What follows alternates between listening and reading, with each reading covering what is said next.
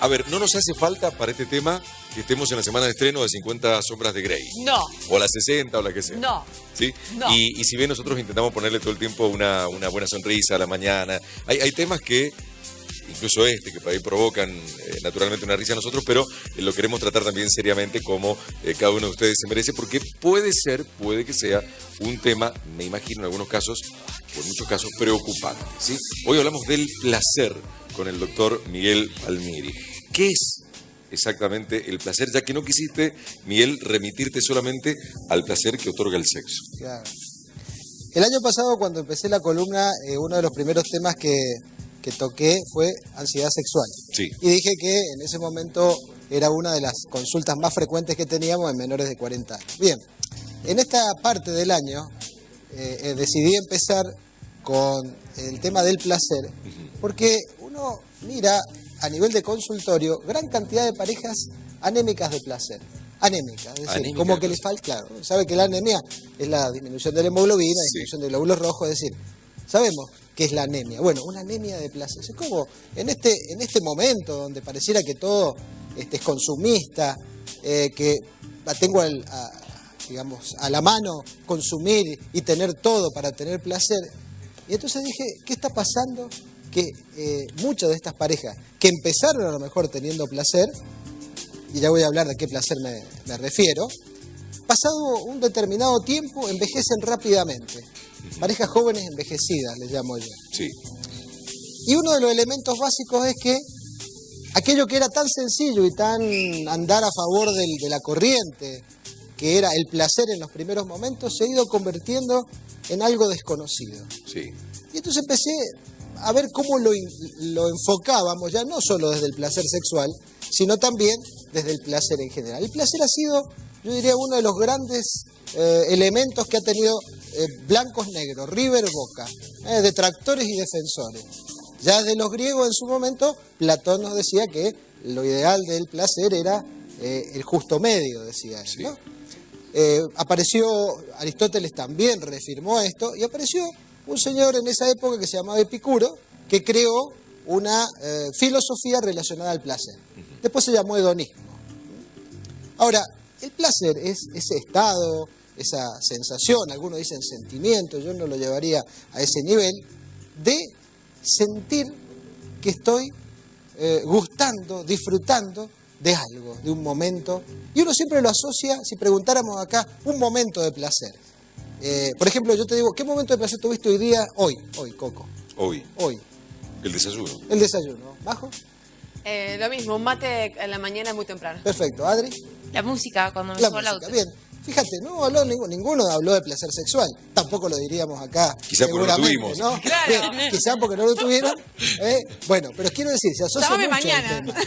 tema. Bueno, entonces el placer tiene un componente físico, que es el placer que nos dan los órganos de los sentidos, Sí. sea gustando algo, sea recibiendo el tacto de algo, sea oliendo algo.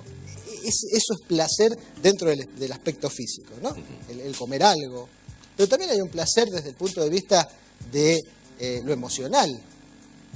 También desde lo contemplativo. Yo en muchos casos, aquellas personas que entran como en un éxtasis mirando, por ejemplo, un museo, Sí. y sienten el placer y se quedan horas y horas en el museo. Y para otra persona que eso no le interesa, dice, pero mira, está perdiendo el tiempo. Por lo tanto, acá vamos a ver esto. Hay formas muy personales de disfrutar el placer. No hay una cuestión universal del placer. Para lo que alguien disfruta con un placer X, físico, para otro es un placer emocional.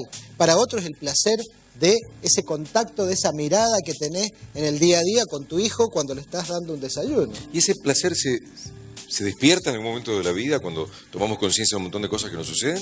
¿O ya viene metidito genéticamente en el ser humano? Todas las personas tenemos la posibilidad innata de tener placer. ¿Qué sucede? Que por lo que nos va pasando en la vida, vamos poniendo como frenos de mano al placer. O de repente, y en muchos casos para no sufrir. Porque, sufrir. claro, porque vos generás demasiada expectativa en el placer y eso no se te cumple, y entonces de alguna manera como que empezás a generar mecanismos de defensa. Ejemplo, un chico que a lo mejor ha estado en un sistema familiar de mucha discusión, donde a lo mejor ha habido imprevisión entre estas discusiones, estas parejas, yo diría que hemos mencionado como amor-odio, que Sí. a lo mejor están muy bien y en un momento determinado cambian. Y imaginemos ese niño que viene de la escuela, niños o hermanitos que vienen de la escuela y viene con esa incertidumbre. Para a lo mejor uno de esos hermanitos, no para todos, esa sensación de no ilusionarse que los va a encontrar bien, genera en sí mismo un mecanismo de protección. Entonces toma distancia afectiva, muy típico en muchos varones. Varones porque a nosotros no nos han enseñado a determinar algunas cosas de las emociones como favorables. Es decir, podemos tener la ira como un mecanismo aceptable para cualquiera de los varones, la alegría, pero la tristeza, llorar en público, decir tengo miedo, tengo vergüenza, eso no. Entonces nos vamos como ahogando en eso. Digo, ese niño, volviendo al tema, es probable que a lo mejor diga, yo no voy a generar expectativa, genero esa sensación de que cualquier expectativa que yo tenga puede llegar a ser negativa. Y vos lo ves después de adulto, si no trabajaron este tema, como personas que no se prenden en nada, como personas que a lo mejor todo tiene que ser previsible, no se enganchan.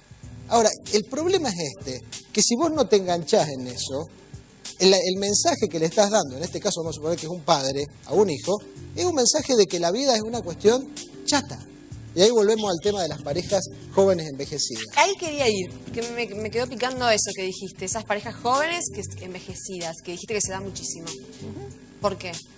Yo creo que los factores antieróticos, y cuando hablo de erotismo no hablo de hacer la frecuencia de hacer el amor, ni la posición A, B, C del Kama Sutra, no estoy hablando de eso.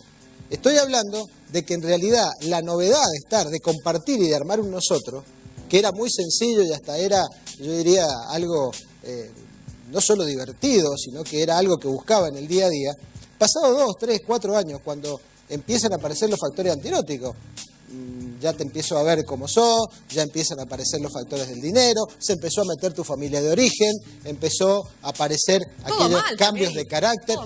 No es todo mal, la vida es así, porque una de las cosas es no idealizar a las personas, esto es básico, porque todos somos seres humanos y todos tenemos algún tipo de deficiencia o defecto por un lado o por el otro. Entonces vos me preguntabas por qué.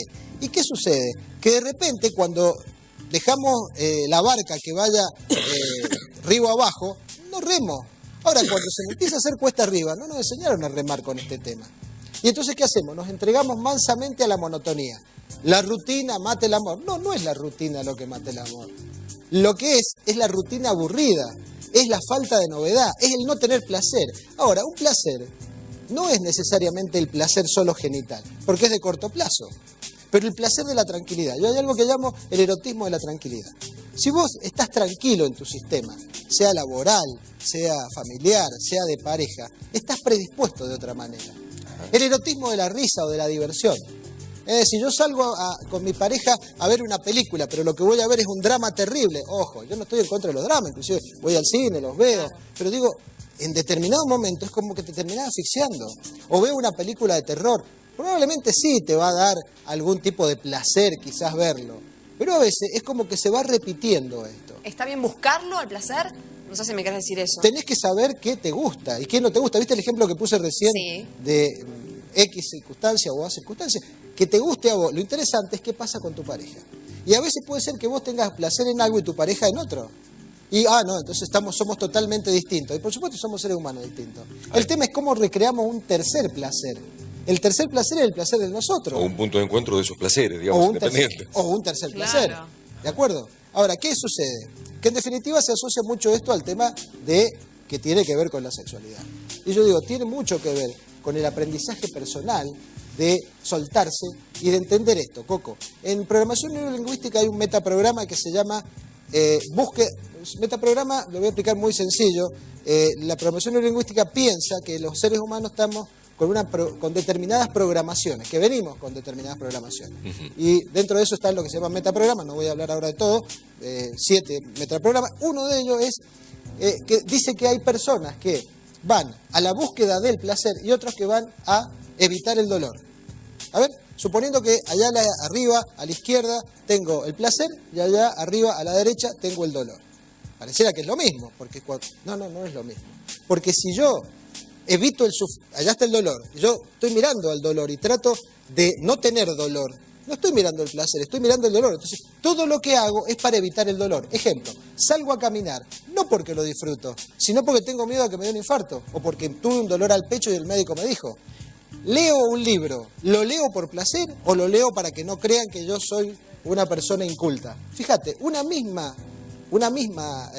hecho, una misma acción, puede ser mirada de una manera a la otra. Entonces, ¿qué sucede? A lo mejor se encuentra una persona que es buscadora de placer, proactiva, y en una pareja, al principio no se da cuenta, encontrar una persona que es evitadora del dolor.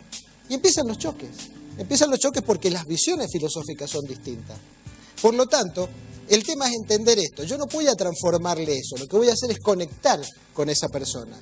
Si de repente yo quiero conectar en consultorio con una persona facilitadora del placer, evidentemente tengo que trabajar con esa proactividad.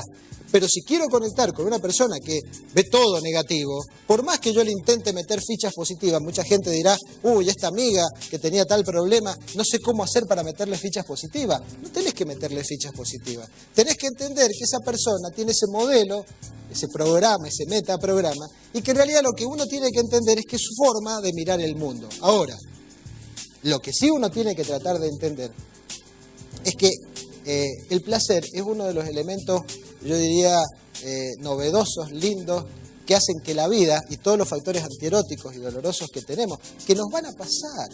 Yo no estoy diciendo, no estoy en el hedonismo absoluto de decir, miren, a ver, listo, acá la vida es solo placer. No, lo que estoy diciendo es que además merece la vida ser vivida si realmente gestamos y tenemos una política personal, pero también una política de pareja destinada al placer.